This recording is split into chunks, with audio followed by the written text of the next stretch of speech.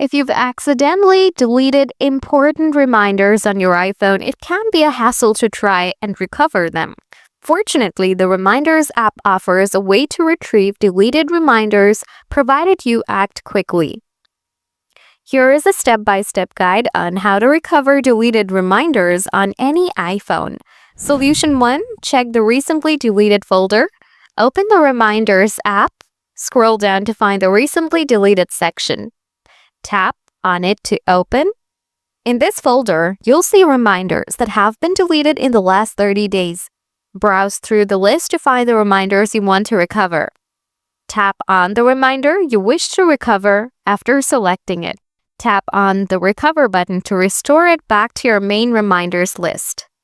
By following these steps, you can recover deleted reminders on your iPhone. However, it's important to regularly back up your device to avoid losing important data in the future. If you have any trouble with recovery, thanks for watching.